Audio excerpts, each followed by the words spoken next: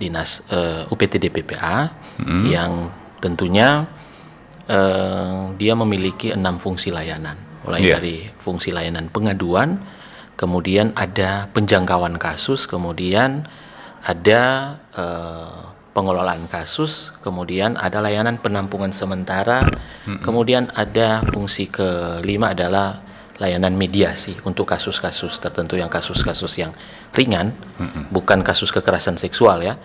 Dan ada pendampingan korban. Nah, pendampingan korban ini kami memiliki tenaga-tenaga ahli profesi dalam bidang hukum, advokat, dan dalam rangka untuk pemulihan traumatik kami ada tenaga ahli psikolog klinis dan juga bekerja dengan rohaniawan dalam rangka aspek konselor pastoral untuk keseimbangan juga dengan kerohaniannya.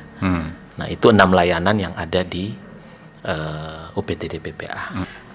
Dinas Pemberdayaan Perempuan dan Perlindungan Anak Daerah Provinsi Sulawesi Utara memang memiliki satu UPTD, yaitu UPTD Perlindungan Perempuan dan Anak. Adapun peran pemerintah melalui Dinas Pemberdayaan Perempuan dan Perlindungan Anak Daerah Provinsi Sulawesi Utara itu terkait dengan pencegahan, pemberdayaan, pengolahan maupun penanganan dan pelayanan.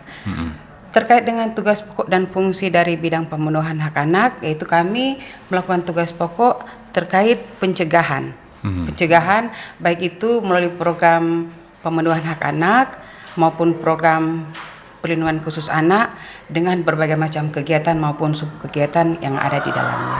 Ketika kita melihat Undang-Undang 23 tahun 2002 yang kemudian dirubah jadi Undang-Undang 35 perlindungan anak, tentang perlindungan anak, maka yang disebut anak itu jadi tidak menyebutkan usia dini, karena usia dini itu kan mungkin ada pengertian-pengertian lain dari tetapi kalau merujuk pada Undang-Undang 23 yang dirubah dengan Undang-Undang 35 adalah yang disebut anak itu adalah anak yang belum mencapai usia 18 tahun. Oh ya. Termasuk yang di dalam kandungan. Nah, itu dulu jadi, kita harus clear ya, bukan usia dini. Iya. Nah, sejak 2020 UPTD PPA ini memang berdiri sejak tahun 2020. Kami sudah menangani 141 kasus. Nah, kasus anak itu paling tinggi. Jadi 25 dewasa. Sejak 2020 sampai sekarang. 2020 kemudian dia meningkat, tahun 2020 dia jadi 220 kasus, kemudian 2022 jadi 273 kasus, 2023 dia naik lagi 306 kasus. Namun di 2024 dia sedikit menurun menjadi 203 kasus, dan sampai dengan tahun 2025 ini yang memasuki bulan Februari ini kami sudah ada sekitar 20-an kasus. Nah, itu kan antara kasus merupakan total kasus dewasa dan anak. Nah, dari total itu kasus anak itu sekitar 70%. 65 sampai 70%. Artinya kasus anak yang paling tinggi. Kasus anak yang paling tinggi ya.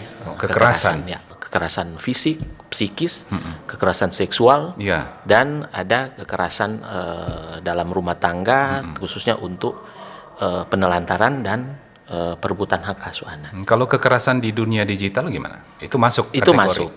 Itu tergantung apakah dia secara psikis, entah karena mungkin secara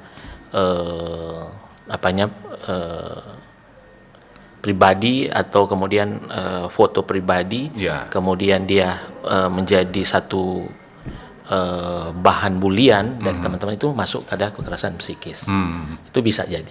Tapi pemerintah Republik Indonesia melalui Kementerian Pemberdayaan Perempuan dan Perlindungan Anak Republik Indonesia telah mengembangkan suatu sistem data, yaitu sistem aplikasi pencatatan dan pelaporan kekerasan perempuan dan anak melalui Simfoni PPA atau dengan kepanjangan Sistem Informasi Online Perlindungan Perempuan dan Anak. Dan sistem ini dapat diakses oleh semua unit layanan penanganan korban kekerasan terhadap perempuan dan anak, baik di tingkat nasional, provinsi maupun kabupaten kota secara up to date atau data real time dan akurat untuk menuju satu data kekerasan nasional. Dengan periode data dari 1 Januari sampai dengan 31 Desember 2024 terkait dengan kasus kekerasan terhadap anak dengan jumlah kasus 842 yang di dalamnya korban kekerasan sebanyak 643 anak. Itu sesuai dengan data Simponi yang ada.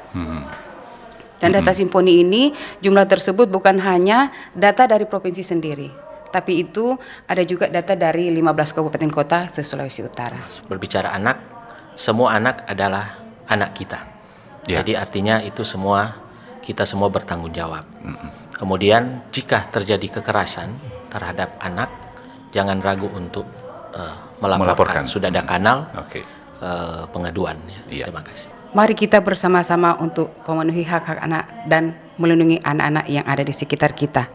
Stop kekerasan terhadap anak.